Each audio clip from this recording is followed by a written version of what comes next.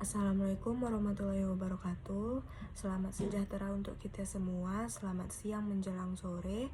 Pada hari ini saya Sukma Ayu Andira dan teman-teman kelompok 7 lainnya ingin mempresentasikan hasil diskusi kami, yaitu materi mengenai keterampilan berbicara. Materi pertama mengenai pengertian keterampilan berbicara akan disampaikan oleh Jova Sacan Darmawan. Kepada Jova kami persilakan. Pengertian keterampilan berbicara. Keterampilan berbicara merupakan suatu kemampuan yang dimiliki seorang dalam menyampaikan inspirasi maupun aspirasi, sehingga dapat diterima oleh pendengar. Keterampilan berbicara yang atau disebut retorika merupakan seni berbicara yang dimiliki seorang dengan tujuan menyampaikan pesan lisan secara efektif sebagai bentuk komunikasi kepada orang lain. Kemampuan seorang dalam menceritakan sesuatu di depan orang yang lancar dan cerdas. Berbicara yaitu berkomunikasi dengan seorang atau bertanya jawab yang dilakukan oleh lebih dari satu orang. Berbicara adalah kemampuan mengucapkan bunyi-bunyi, artikulasi, atau kata-kata mengekspresikan secara nyata, menyampaikan pikiran dan gagasan. Logan dalam Hereyati menyatakan jenis-jenis keterampilan berbicara berdasarkan situasi terdiri atas dua, yaitu satu, bersifat formal, contohnya yang dapat dilakukan dalam bentuk pemberian penyuluhan. Dua, berbicara informal, contohnya seperti kegiatan yang dapat dilakukan dalam bentuk kegiatan bertukar memberikan pengumuman. Jenis keterampilan berbicara berdasarkan reaksi-reaksi pesan yang disampaikan terdiri atas dua, yaitu satu, berbicara satu arah, yaitu situasi komunikasi yang bersifat pengirim pesan tidak memiliki kesempatan kodifikasikan pesannya. Dua, berbicara dua arah, yaitu kegiatan berbicara sebagai penyampaian pesan disusul adanya interaksi antara pembicara dan pendengar.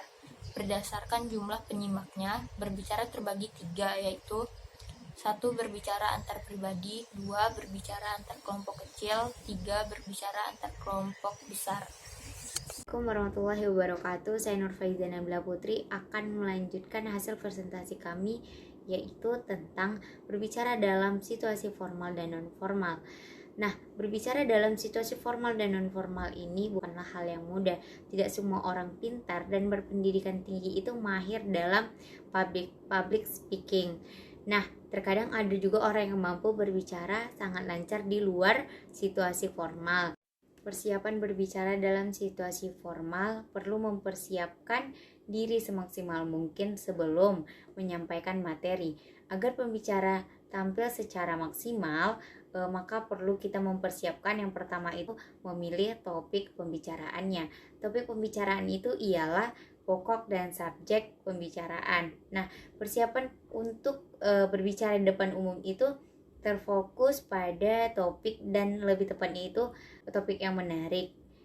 Topik pembicaraan merupakan salah satu penunjang keefektifan berbicara. Topik pembicaraan ini bersifat ilmiah, dapat diambil dari pengalaman, pengamatan, penalaran, dan informasi yang dianggap akurat.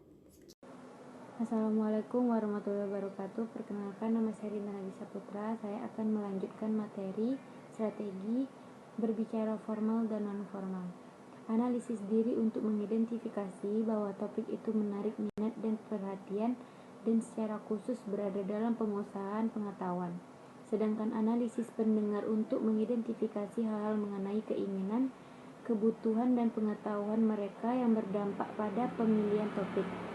Selain itu, menentukan tujuan, bahan, dan kerangka pembicaraan pada hakikatnya mengarahkan efektifnya pembicaraan. Pembicaraan terarah dengan baik sesuai dengan apa yang diharapkan oleh pembicara. Oleh karena itu, sangat perlu diperhatikan sebelum melaksanakan aktivitas berbicara. Assalamualaikum warahmatullahi wabarakatuh. Saya Sukma Ayu Andira ingin membacakan materi selanjutnya, yaitu mengenai praktik keterampilan berbicara. Praktik keterampilan berbicara menurut Henry Guntur Tarigan merupakan kemampuan mengungkapkan bunyi-bunyi artikulasi atau kata-kata untuk mengekspresikan, mengatakan, serta menyampaikan pikiran, gagasan, dan perasaan. Selain itu, pengertian dari keterampilan berbicara adalah mengungkapkan pendapat atau pikiran dan perasaan kepada seseorang atau berkelompok secara lisan, baik secara berhadapan ataupun dengan jarak jauh. Nah, adapun contoh dari praktik keterampilan berbicara yaitu salah satunya adalah praktik berpidato yang sering kita jumpai, yaitu pidato itu adalah seni berbicara dalam komunikasi yang lebih formal. Praktik berpidato yaitu membaca pidato di depan banyak orang yang dimana di dalamnya terdapat struktur pembukaan, penghormatan, isi, dan penutup. Tujuan berpidato ini adalah untuk menyampaikan gagasan atau sekedar memberi informasi dalam pengetahuan yang perlu diketahui oleh pendengarnya. Nah, selain berpidato, contoh praktik keterampilan berbicara yang sering kita ketemui di kehidupan sehari-hari seperti pembawa acara, berdialog, berdebat, menyampaikan pengumuman, dan berdiskusi.